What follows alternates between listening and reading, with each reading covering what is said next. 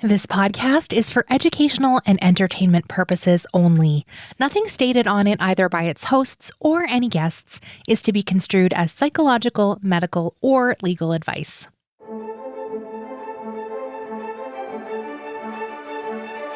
You're listening to Adoptees On, the podcast where adoptees discuss the adoption experience. I'm Haley Radke. We are back with brand new episodes for the fall. I'm so excited to be back from my summer break, and I want to extend a gigantic welcome back to you. Thank you for being here.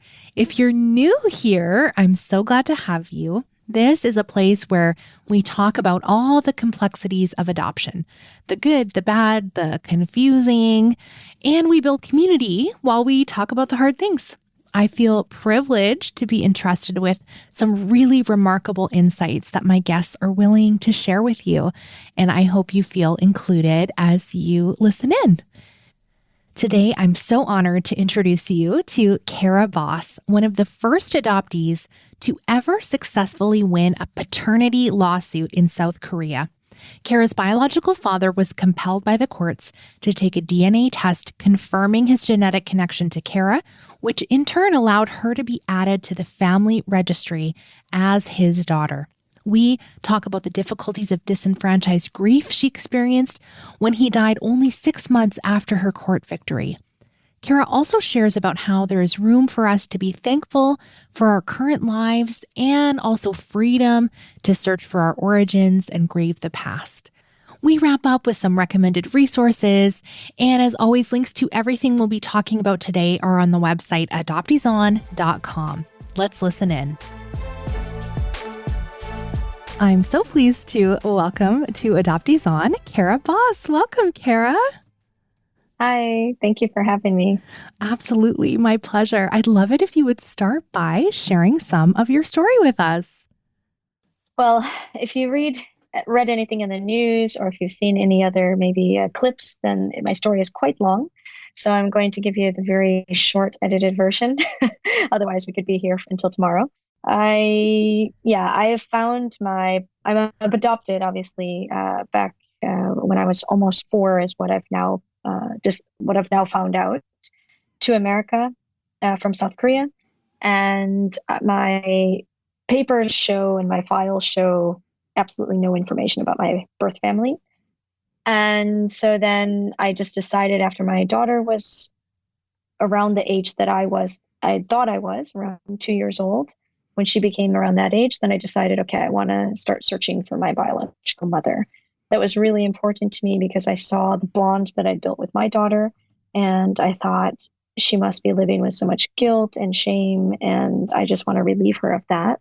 And also, just some curiosity from, something I'd never had before, because I'd always shut all of the adoption story out of my life. I was never interested. I was very much the banana Twinkie, whatever you want to call it, very much white on the inside and not interested in anything Asian. And so it wasn't until at this moment that I started to look at myself as, what does it mean being Korean? And a long story short, I managed to have a DNA match through my heritage, and also 325 Camera, which is an organization that helps Korean American adoptees, that gives free DNA kits by a generous donor, Thomas Clement, where you can hopefully have a match maybe with a relative. And in my case, I uploaded my information into my heritage, and I had a match with a half nephew or a cousin. And of course, this is very rare, even though you hear it once in a while popping up on different Facebook feeds and in the news and stuff. But if you look at the population of adoptees that are out there and how much this actually happens, it's very rare. So it was really like winning the lottery. And after a lot of investigative research on my part, a lot of building relationship with this person who was all of a sudden my family, I managed to find out that his aunt or his grandfather was my father or mother. And after DNA testing with his cousin in South Korea as well, because it was her mother that could have been my mother, but we had the same relationship. So in the end, it was kind of a definite that the grandfather was my father. and he was quite old. He was 85, so it was much of a shock. But after these, really nice cousin, nephews, whatever, niece, whatever they were, because I wasn't completely sure, after they started talking to their mothers, the next older generation, everything closed, like all the doors closed in my face. And it didn't matter what I did, how much I begged, how much I offered privacy, secrecy, whatever, just to be able to get the one conversation with my potential father to see who my mother was. They would not, they just ignored me. And that's when I think that survivor part of a lot of adoptees, we're really survivors. And that's, for me, I think that moment where that survivor, characteristic just kicked in. And I said, you know what? I don't deserve this. I deserve to know where I'm from. It's a very basic human instinct to want to know where you come from and who you are. But there are no rights for adoptees. And so that's, I think, the biggest issue with that is that there's no one that's there within the means of the law to say, okay, you have a right to know who that is, because privacy always circumvents the adoptee's rights. And so for me, that was the same case. And since I couldn't get access to him, there was no way that I could find out these answers. And so in the end, I managed to file a lawsuit, a paternity suit. And I didn't even know that this was possible. A Korean friend via a friend of hers was a lawyer and said that this is totally possible, wanted to take on my case. And then it happened. I filed the paternity suit actually on the day that I was found in the parking lot, November 18th, 2019. And I was found in the parking lot November 18th, 1983. So it was pretty momentous when I recognized that date was kind of the day that I was taking back what I couldn't do as an orphan. And in 2020, I won the lawsuit, and my father had to recognize me in the sole court after a nonpartisan DNA test that was taken between the two of us at Seoul National University. And so then the court said, okay, you have to recognize that this is your daughter, because it was a 99.987 match. And then I have the right finally to access, his information, to at least be able to kind of, negotiate a meeting, just because of the media that was, or kind of a media circus surrounding my case, because I was one of the first adoptees apparently who had ever done this and won. And then I met him, but he did not give me any information, unfortunately. He left after, I think, within 10 minutes of meeting, and he came to the meeting with 2 bodyguards. So that was, I didn't expect like open arms and, big hugs and, happily ever after, but I did expect at least a bit of human decency of at least having a conversation with me. But that wasn't even allotted. And then within 6 months, he actually passed away without ever giving me any other information. And the family just kept me also away from him, wouldn't let me meet him again, talk to him, have his phone number, anything. And then they messaged me after the funeral had already finished that he had passed away. So, yeah, that was my search. But I don't have any regrets, because a lot of people always ask that, like, if you would have known this was the end result, would you have still done it? And I would say yes, because I know at least part of my story. I know who my father is now. I know half of my DNA. I have a history of information, at least genetically now too, and also bits and pieces from other sources that I was able to gain from another documentary show. And I have pictures, which I never had before. Sorry for your loss and all the pain of that search. And as far as I know, you're continuing to search for your biological mother. Is that correct? Yes, that is correct. But I'm at a spot now, because I was there last year in May, with a pretty popular Korean documentary team, SBS Truth, and they had a team of like 30 people searching for all the different clues that we'd had because of my father and, the information we had on him. And they weren't able to find any family whatsoever. They knew that there was a woman who came to my father's residence while he was working for a bank in the area that I was also found. But there was no further information on her. So either she's passed away or she's hiding. But of course, it's not just one person, right? It's an entire family. She must also have siblings or parents or grandparents, and probably not grandparents anymore, but maybe cousins, aunts, and uncles as well. And not a single person has come forward, unfortunately. Oh my goodness.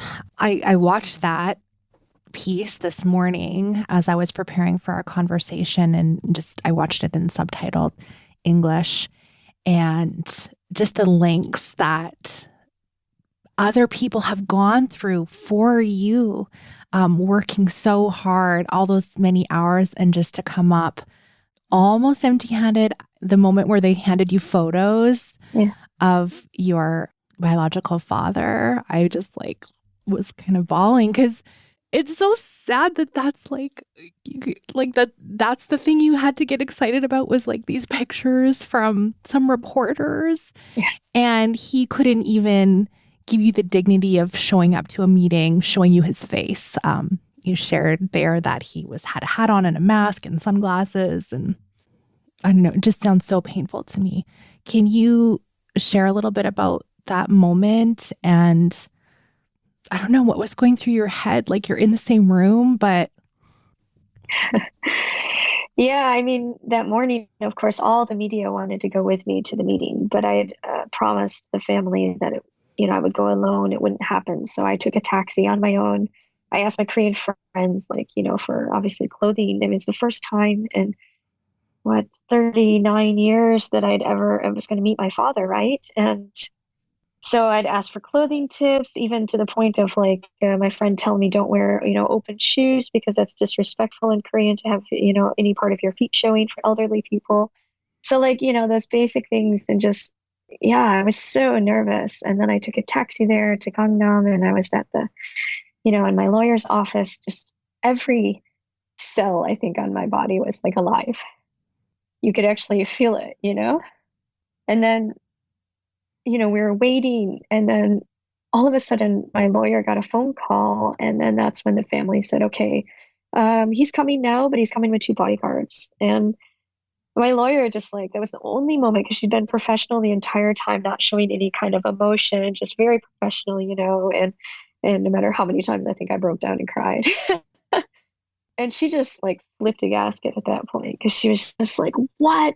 That was not the agreement. We're just 3 women here. Do you think we have knives? What are you thinking? Why can't he just have a meeting with his daughter the first time in so many years?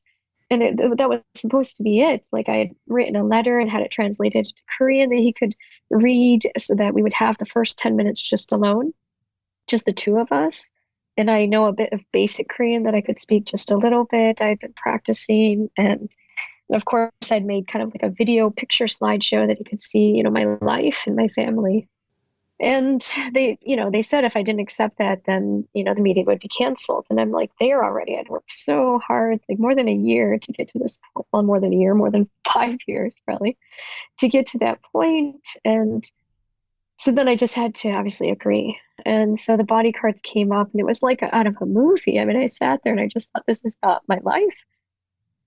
They literally scanned the room for any kind of microphones and video cameras or anything, and checked everything before then my father came in. And he was completely covered, so I couldn't see or recognize anything about him. And he just was very agitated. And, when I tried to, I think I was very dumbfounded, of course, and shocked. And then when I finally had the guts and and then I could finally say something, then he's like, I can't hear you. And so then my lawyer finally took over and tried to explain it to him about the fact, that he'd done a DNA test, and he had no idea what we were talking about. And I knew this because the family also confirmed it, that they didn't tell him anything about any of this process until after the judge had said, okay, you have to recognize her as your daughter. I mean, this family knew since 2019 about me. Yeah, January 2019, they knew about me. And June 2020 is that weekend, the Friday before, is when they finally told him something.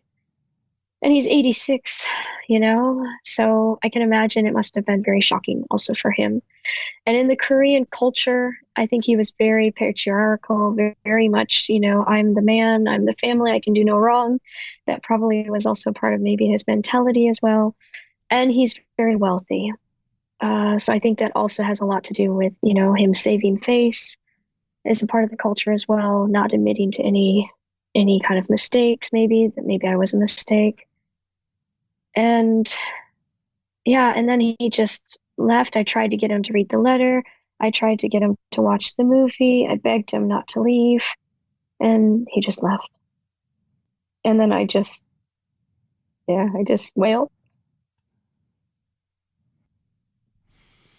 I'm so sorry. I like all the lead up to the moment, and then it's just nothing of what is hoped for, even just if it, oh, yeah. Oh, it's so maddening. I'm mad. Okay. So anyway, he does pass away, and I saw you were able to visit his grave, and there's just so much grief in adoption. There's so much loss, and most people it's just unacknowledged. And you've had this roller coaster, these ups and downs. How are you taking care of yourself now that he's passed, and how has grieving been for you? Since it's one of those things where a lot of people talk about disenfranchised grief, like, why would you grieve for someone? He didn't even want to meet you. And, like all of those kinds of things I'm sure people might have said to you. How has that been for you, and how are you doing now? Well, I think, yeah, disenfranchised is definitely how you can describe it because, people don't recognize, that if an adoptee is reunited and then they have all this family, and especially in my case, because I met him literally just once and then 6 months later he died. It was such a shock, and I don't think people knew even how to approach me with it. I mean, most people just ignored it, to be honest. Like, I think there's only maybe a few people that, one sent me a card, but one, and if you think about it, if any of your family members die, like, especially if it's your immediate family, your mother or your father, like, there's abundance of condolences that are usually sent to you. But as an adoptee, I think I literally only received maybe three. And that was really difficult because I also didn't know myself how to grieve for him. I had no idea what to think. And of course, because the meeting was so awful, and I never even had a real chance to even converse with him. It's not like that I was super angry and mad at him and hated him or anything, even afterwards. There was some understanding that I could still, even compassion maybe as well show to him. But I don't think I've completely processed that whole grieving process yet. Like through some of your podcasts where I've heard about, where how the stress and the trauma, how we save that, in our bodies as adoptees as well. Some of those things I've been actually working on and seeing, because I think psychologically, like working with a psychologist, I've had a year of that before I actually found any of this family. And I'm very apparently good at talking about my feelings and recognizing exactly, what I feel and how I am and how it affects me.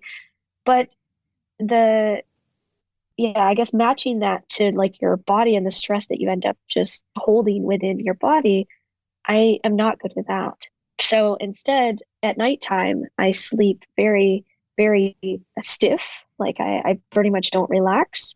And then I also clench. So my whole jaw is just like super stiff, and like some of my teeth, like I've already chipped stuff off the back of my teeth as well.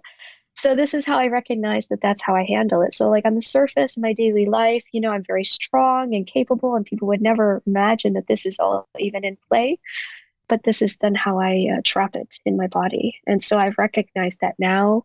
And so I'm working through those kind of somatic therapy, for example, where I'm trying to work through that actually to see if that will help. But yeah, there isn't really, I don't know, that much information on that kind of scenario of adoptees, with that kind of grief. I appreciate you sharing that because it's so real, and It's so true. It's this unacknowledged grief.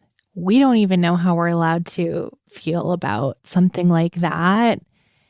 And then if you do express sorrow, right, there's always those people that are like ready to tell you how good you have it.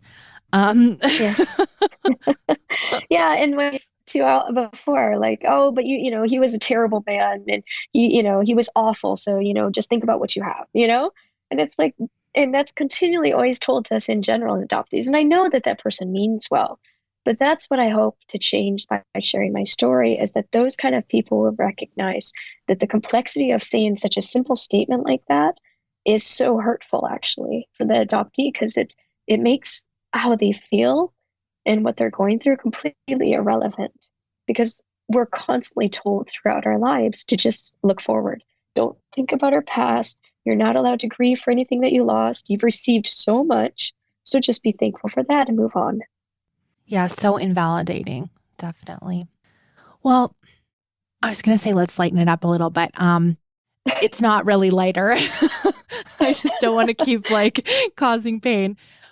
You mentioned people may have heard your story in the news. You were featured on BBC. The New York Times wrote an article about you. There was a ton of media coverage at the time of winning the lawsuit and post. And I'm curious, as an adoptee rights activist, what are the things that you shared about that you felt really most effectively conveyed what you wanted to? Like, what things, when you said to reporters, you could see the light bulb go on, or when their stories came out, you thought, oh, that person got it? What were strategies that you used? And did you go in thinking like that? Like, okay, what can I really say? Because you had such a huge opportunity and platform to really shift the narrative. And I think that you really did. But yeah, I'd love to hear about that, if you don't mind. Yeah, sure. No, I felt that was really important, because the only reason I even reached out to speak to any media at all is because I had gone through so much to get to where I was, and it was completely unnecessary. It should be unnecessary that an adoptee has to go to such lengths to find out where they come from. And recognizing that maybe I have the resources and the time and the capabilities to be able to do it, and that thousands of others adoptees don't. And so they never can get those answers, and they can never find out.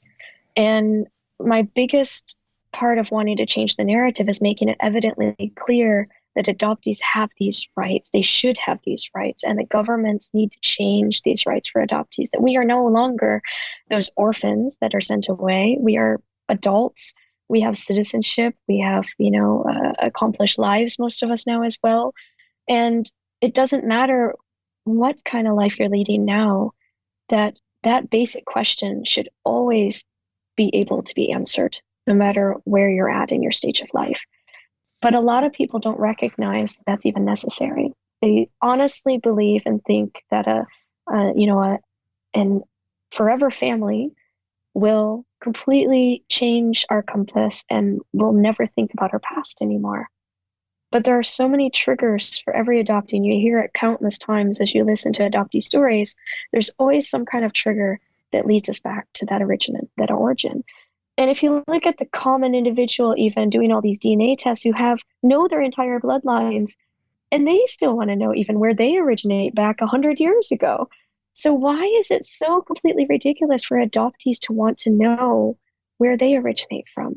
And I think that that's the marketing tactic, which is sold so well, over the last 50 some years for over adoption, is to make it almost shameful for adoptees to be able to want this, to be able to, and that adoptive parents become very protective and defensive, because they think, what have we, not done enough for you that you need these answers? But they're completely two separate things. And I wanted people to recognize that you can have both. You can be completely happy with your adoptive family, have a good relationship, and still want to know where you come from. And most times in the past, when I'd read articles about adoptees, it was always like these troubled cases, troubled adoptees that had trouble with the law, and they might have been doing drugs or been almost suicidal. And then, okay, then it kind of maybe makes sense that they might want to search or that they might have issues from their past. Where a supposedly happy adoptee who's successful, who's in, doing everything they should be, moving on with their lives, having a family of their own and everything like that, couldn't, because then they're ungrateful. And so I wanted to show that every facet, every adoptee story is relevant, and it's possible to have both, that you can want to know your past and still be happy in your present. And that it's just a basic human right. It doesn't have anything to do further about even being adopted, but it's just a basic human right that needs to be recognized. And especially as we become adults, that this is a right that they should acknowledge and give back to us. And that's why when I spoke with journalists, I never talked, I kind of glossed over anything with my adoptive family, because I didn't want that to be the focus. Because a lot of times they always ask, of course, about your adoptive family. It was every journalist was their question, like, how is your adoptive family? And I just said, we're great. We have a good relationship. And then this is what I want to share. So I was very proactive on that side, is recognizing and having people realize that it's the basal human right that's the focus, and changing the adoptee narrative where people think that everything about adoption is just a happy ending, and to recognize there's so many complexities involved, and you're uprooting and relocating, especially in international adoption, a child from everything that could be anywhat familiar to that child, and expecting them to just move on, forget the loss, and be happy with what you've given them. I think that's so powerful, right? To stick to the human rights issue. Even a lot of the things I saw, written about you, because there's just like so many, and you don't know if you've ever read a news article, right? You don't know if they got everything right. But what I thought was, I think pretty well done is they expressed that you had a desire to just know the identity of your biological mother. And it wasn't like, oh, I really want a relationship with my father. I expect, all the tropes. I expect to inherit from him, and like all of those kinds of things that we kind of get painted with the same brush. If we're searching, that's the stuff we want, is money and relationships and to be folded back in, and really just the right to identity. And I don't know, as a bonus, medical history would be nice, right? Yes, for sure. How do you think that was handled? Yeah, I find in general, I think it was handled quite well. But what's funny is that the interpretation from other people can still be so skewed. Like when I would read an article, I'd be like, yes, that's it. And then I would hear someone else that read the same article, and they would completely take something else out of it. They would focus on the fact that, why on earth are you searching when you have like this wonderful family? I'm just like, did you even read the article? So people in the end, of course, will always take their own, perspective, no matter how much you try. But even if one person, right, has their perspective changed, which that has definitely happened, and adoptees have reached out and shared like how, they're daring to step forward and to move forward with their search. And, and then also other people who had never thought of about adoption in that light before are also recognizing like, oh, wow, it's much more complex than that, And there's so many small little ways that people, like so frivolous use adoption. Like, I mean, I even heard it the other day at dinner, which I was kind of shocked again that someone would say that right in front of me. But they're like, oh, if you can't handle your children, then you can always like set up the adoption papers or something like that. I was just like, oh my gosh, like I'm literally right here. Are you seriously saying that? We're a joke. Like, yeah, being the punchline. Uh-huh. Mm-hmm. Yeah, not good. I'm curious if you would be willing to share a little further about that. You mentioned when your daughter was 2.5, about the same time, at the time that you thought you had been abandoned, about the same age. And then I've also heard you say something that I recognize, because I said the same thing, as a child and young adult, I had this compulsion that I also needed to adopt to pay back the kindness and whatever, pay it forward to the, yeah. Anyway, now, of course, I am reformed from that, but I'm curious if you would share a little bit about that if you're willing to, because it's personal to talk about that. But also, it's so embarrassing when I say that out loud because I'm like, oh yeah, I super wanted to perpetuate the trauma that I experienced, so. Yeah, I totally understand. But yeah, that's definitely something because I always thought, I had this wonderful, life. And so I was so blessed and I should be grateful and show that by, saving and rescuing another child because that's how well, the marketing package has been brought out about adoption is all these wonderful people are just rescuing all these orphans. And the dark side of adoption, that's another thing that I thought they did quite a good job with as well in a lot of the articles that were written, is to make people realize that there is a dark side of adoption, that it is not just this beautiful, happy fairy tale, that there's children that are not adoptable that are made adoptable. And in Korea, even back in when we were adopted back in the 80s, people still think that I was a result of the Korean War. The Korean War was back in the 50s. Like I had nothing to do with the Korean War. And the funniest, most ironic part about it is that my father was like 10 times wealthier than my adoptive parents. So, I mean, all my half sisters went to like Ivy League schools, and I had to like work my butt off to pay for my own education because we were a middle class family. It wasn't that my parents did bad or anything, but this whole, story of being rescued off the streets of Korea as an orphan is completely not true.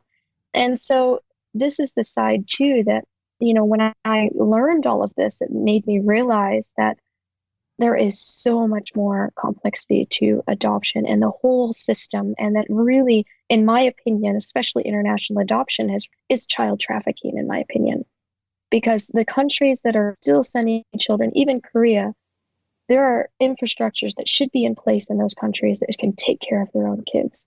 They should not be being sent to any other foreign, and mostly Western countries. And so that's why I don't believe in international adoption whatsoever. And I would definitely never recommend anyone to adopt internationally. My own family, actually, my sister has adopted domestically, but she's done it through the system, through the foster care system. So that's always tricky as well. It's complex. It remains complex. And, there's this idea of everyone deserves to have a child. But yet everyone says that the best interest of the child is for adoption, right? So that's such a complexity of those two ethical questions that's hard to answer. And if you're really in the best interest of the child, then I don't think international adoption would even be in place. And then domestic adoption is another story. So for myself, yeah, I never ever have said that again. And my daughter and when you have your own bloodline for the first time in your life, as you know, there's something so special and completely magical, actually, really about it, that you can understand that if you were, because of circumstances, taken away from your biological family, that could have been supported in another way by the Western world instead of just tearing the families apart. Yeah, it's a really question of what is really the best interest for the child. Interesting you say that about your biological children, and also when you were in the same room as your biological father. I think you said something like your cells all lit up or something, yeah. Right? Because there is something, yeah, I'm hand gesturing, which does not come across on audio. I get that. It's like this ethereal thing that I can't really put my words to. I don't always ask people. You just said all reporters asked you, what does your adoptive family think of this? But I am going to kind of go there.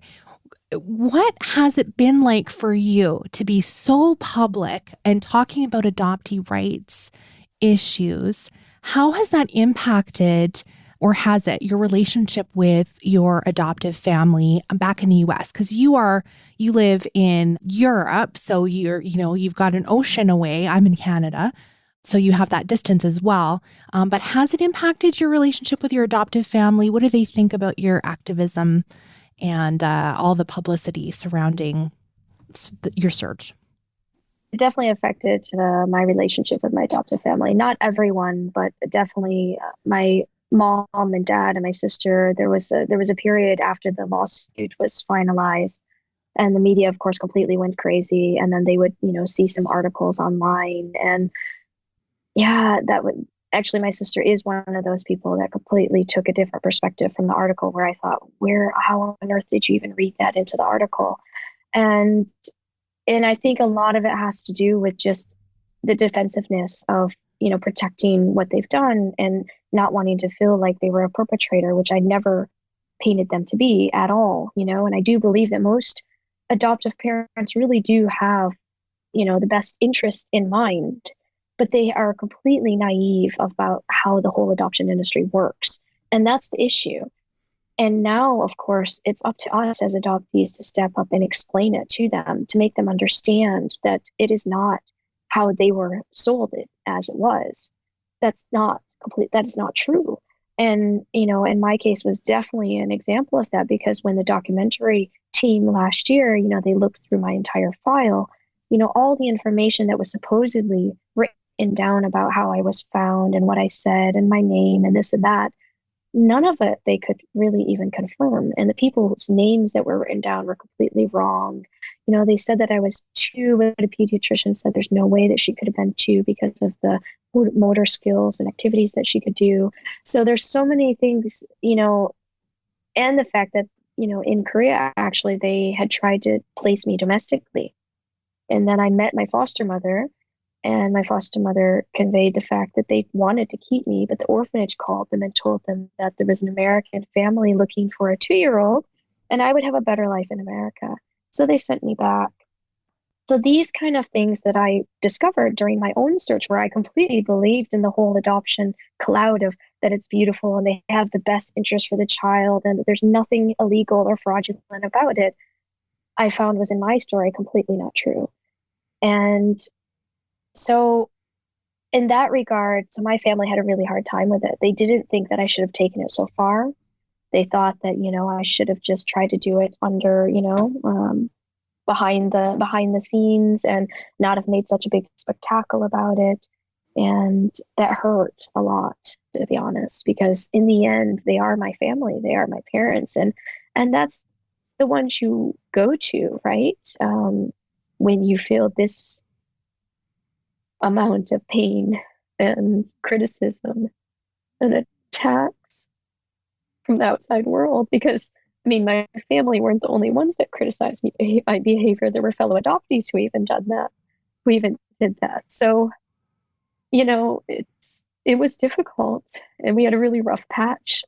And then in the end, but I think as most of us learn as adoptees, we learn that you have to place your feelings and your emotions with someone who's safe and who can value and uphold them and care for them. And on that level, my family isn't the one to be able to do that, unfortunately. And I've learned that. I know from the bottom of my heart that they do love me and they consider me their daughter and their sister.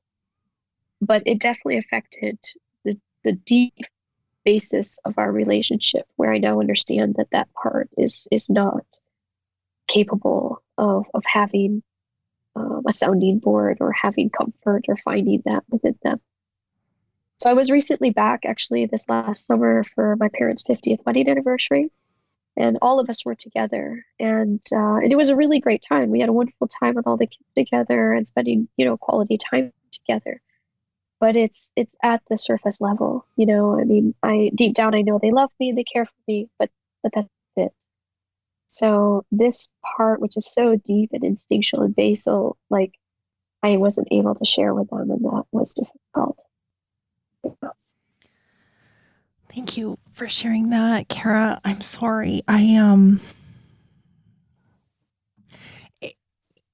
Because it's so deeply personal, it just having to partition those parts of ourselves off to like protect it, just, I don't know, there's just an extra layer of hurt there. So I'm sorry that you experienced that. And I also know you're not alone in having that. So I've spoken to many adoptees who've considered, their relationship with their adoptive parents and processing how they can continue that in adulthood when there is that pain anytime you bring up anything critical of adoption, and it's very challenging. So I really appreciate your candor in that.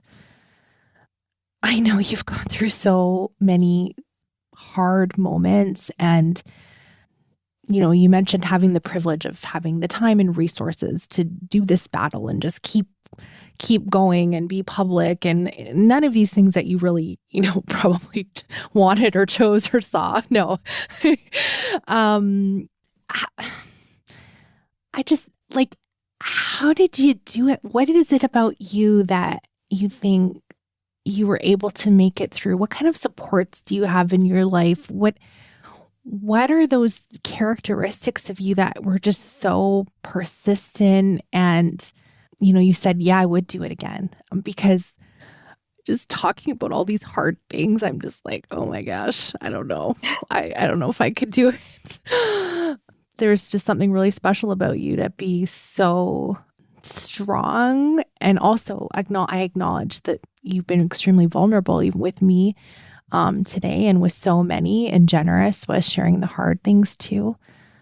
Do you know? What is it? What's your little special thing? Um, I think it's a mixture. I mean, we're survivors, so there's a very strong survivor instinct in me, and to keep pushing forward and never to give up.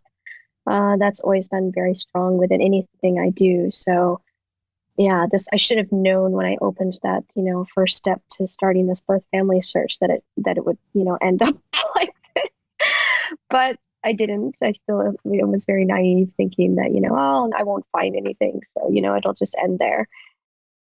My husband obviously has been a huge support because we have two small children, and I would have never been able to go all these times to Korea and these countless the amount of time. And I mean, I was last year even a month in Korea on my own because I had to quarantine because of COVID as well. And he just, picked up everything. So he's definitely been this anchor for me. And I also didn't share this very much within any of the news articles because I also didn't want that to be any kind of focus. But I am a Christian, and I have a relationship with God, and I still question a lot of things because of all the stuff that I've gone through. I was raised obviously Christian, as most of us are as adoptees, because a lot of the families are Christian as well, because of all the propaganda back in the church back then about adopting and rescuing all these children. That part I always still really struggle with. Continues to this day. Yes. So I still really struggle with that part, but there's also this, I know I couldn't have done it completely alone. And so there is this sort of source of just comfort there that, like in those moments, like that's one thing with this adoptive journey, you're very much alone. There's nobody who can make those decisions for you and take those steps. Like every time I had to keep making a decision, whether or not I would go to my half sister's door, or I would go to the police, or I would go to Korea, or I would go to take the DNA test, when Daegu in Korea, South Korea was like on the outbreak of COVID, and I had to decide. I flew there and took the DNA test, even though I had all kinds of criticism from back home, So like there's all these kind of situations where I was constantly alone. And that's really what kept me through, is just listening to like certain worship songs, to be honest, where it could only touch my soul because my mind couldn't grasp all of the hurt and the evil that's like so present, I think, in this world as well, in relation to like everything adoption, I find. And that was like the only thing that could kind of carry me in those moments, was just to listen to those songs, and also to hear, and through sharing my story and hearing other adoptees also be encouraged, be sets a bit also on fire to recognize and know that they also can have these rights, that they're allowed to ask these questions, kept propelling me forward. This is kind of an aside, but it's also kind of related maybe. Before we do our recommended resources, I was wondering if you could tell us, if you can put this into words, what it is about water that you love, whether it's being immersed or surfing or any of those things. Can you tell us, has water had any part in healing experience for you or just processing or any of those things? Yeah, it's funny you ask because I've never really thought about that. Like there's always kind of been this connection, even though I like hated swimming when I was younger because the water was always cold and I hated cold water. And then, I moved to the beach and then I started this business with the drowning prevention program. And to be honest, I think it's just like this freedom. It's like this feeling of it's like endless. And there's some kind of freedom in that. But I do have to say one time I had this experience in this like salt water container. It looks like a small spaceship.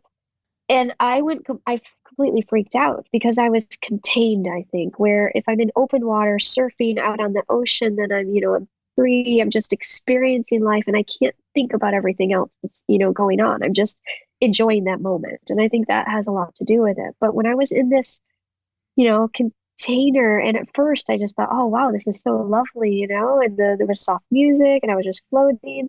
But at a certain point, then all the thoughts just like started going crazy in my head. And I just like had to like get out of there because I thought I was going to like drown in my own thoughts. So in that, at least situation, I couldn't handle it. So I think it has something to do with just the freedom and yeah, that release of not thinking about anything else going on. You're concentrating on the ocean and like, oh, yes. Okay. Thank you. Yeah. The beauty of nature. Yes. Oh, I had this moment on my birthday this year where I jumped into a lake in the evening and there was nobody around. And I just kind of rediscovered how much I love swimming this summer. And it was just so powerful. So I was like, oh, maybe Kara gets the water thing. I don't know. There's something about us being in the womb there somewhere, I'm sure, deep down. Okay. Except for, I'm sure that's warmer than lake water or ocean water. Yeah. I'm so thankful for you sharing your story with us and just going to some really challenging places. Thank you.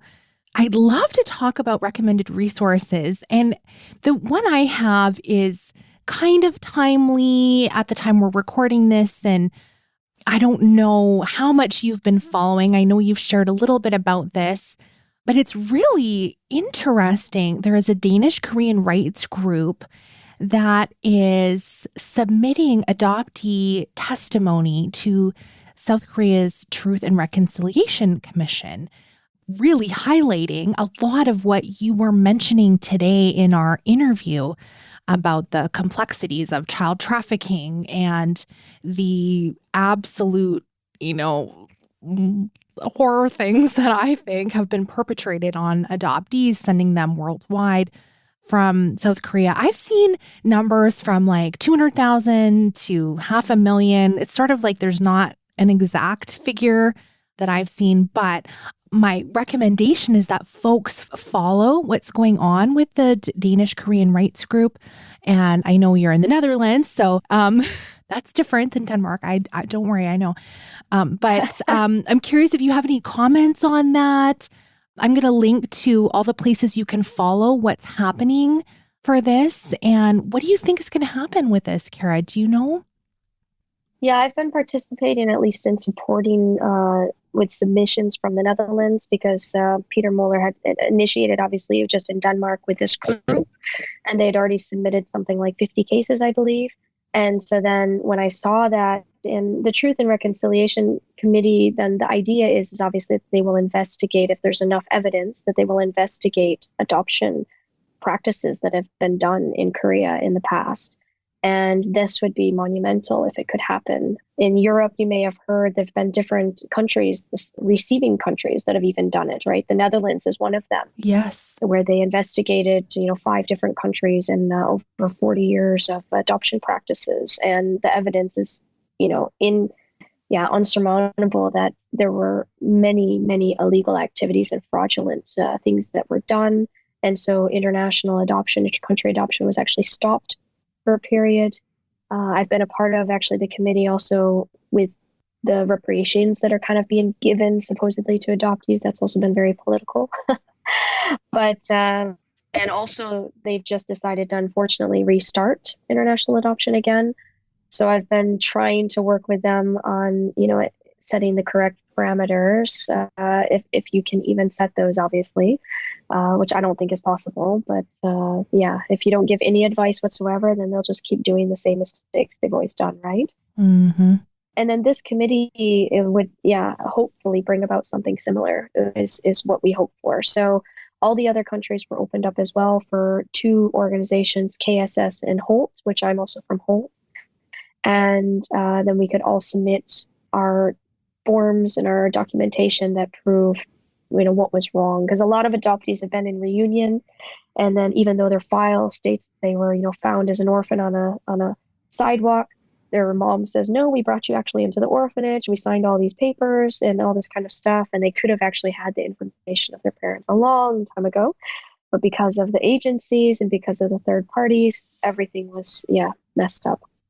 So, I'm really hoping that something will come out of this. But if Korea opens up that Pandora's box, that's a big one. Because as you said, there are more than 200,000 of us that were sent away. And that's a lot of research that's going to be done, unlike the Netherlands when there's like maybe 40,000. So, that's a big difference. I really, I'm with you. I think that this could be like momentous. And so that's why I really want folks to kind of watch what's happening. And if there are things in the future that we can support, we kind of want to keep everyone up to date. So the best way to do that is probably just following what they're doing. And we'll share future in the show in the future, other ways you can help support adoptee rights around the world, including movements like this. So that's what I wanted to bring. What about you, Kara? What did you want to recommend to us today? I would like to, at least podcasts such as yours, of course, what I've always listened to has helped. And also Adapted podcast that's done by another adoptee, Kami Lee. And she's a Korean adoptee, and she started one of the first adoptee podcasts from Korea. And it's been really good just to hear other stories. So when I go running, when I walk, when I bike, I listen to them. And it's validating, of course, to know that you're not alone. And it's also insightful because obviously some of us have been longer on our journeys than others, or maybe even, even if you haven't been on your journey very long, there's so many insights and things you can learn and that can be helpful in your own healing process. So, and there's also even adoptee therapists, that are also online, and you do a good job sharing therapists as well. So I definitely recommend Adapted podcast as well to listen to. Great. Thank you. I will link to Adapted. And there are so many excellent adoptee podcasts now. And I love hearing other people's stories. And I don't know, there's just something special about connecting with adoptees. And I love voices. I'm super into audio. So it's just like this really special personal thing, I think. Anyway, I'm biased. Where can we connect with you online? Yeah, I have my Instagram page, which is Karaboss Kongmi Suk. That is definitely the best place, or Facebook. There's also the same page. And if you're an adoptee, then you're definitely welcome to connect with me via Facebook, Karaboss. But if you're not, and I don't really know anything about you, then I probably won't accept your friend request, just so you know. So put adoptee in your little bio before you friend request. Okay, perfect. Exactly. Excellent. Well, we will link to those in the show notes for everyone. I just so appreciate your work, Kara. And I hope people do go and watch some of the documentaries that have been made about your story and news clips. I will link to some of those in the show notes as well, and news articles. I just think you've been extremely influential, and I know it came at a cost of sharing all your personal things with reporters and having all the feedback, positive and negative. So I thank you for your service to the community. Oh, thank you. I don't know if it felt like that at the time, but I really do feel like you pushed us forward. So I appreciate you so much. Thank you. Thank you so much. I forgot to mention when Kara was talking about the Adopted podcast that she has an episode where she shares her full story about what led her to the lawsuit and the ups and downs of just having contact with her, or trying to have contact with her half sisters, and it just really, really complexities of navigating all of that. So I totally recommend you listen to that one. I'm going to link to that episode in the show notes. So if you go to adopteeson.com or just click through wherever you're listening, if on the little graphic on your podcast player, the show notes should be in there if you just click through, and then you'll get the link to that episode. I'm really grateful to be a part of the Adoptee podcast community and the way this show continues to exist and hopefully support more and more adoptees is by community support. So if Adoptees On has helped you in any way, if you go to adopteeson.com/community, you can join my monthly supporters and financially support the show, but you get all of these extra bonuses as a thank you. And that keeps this main feed show going and free and ad-free for everyone to listen to, especially for those that aren't able to financially support. So adopteeson.com/community, and you can have access to our weekly podcast episodes called Adoptees Off Script. There is a book club you can join with live Zoom events, often with the adoptee authors of memoirs or fiction books, or we're reading all kinds of different things together. And we also have off-script parties where we get together on a Zoom and we break off into small groups, and you just get to know new adopted people. And it's just a really great way to build your online community and friends. And so you have someone to reach out to when you're going through some adoptee related thing like I was this summer, and I had to quickly, text a few people and ask them a question. What would you do if you were in my situation? And I'm so thankful that I have that, and I would love for you to have that as well. So adopteeson.com/community if you want to join and support the show. So glad to be back with weekly episodes, which means we'll be back again next Friday with a brand new episode of the podcast for you. Thank you so much for listening. I know I sound hyper. I'm just really happy to be back. Let's talk again next Friday.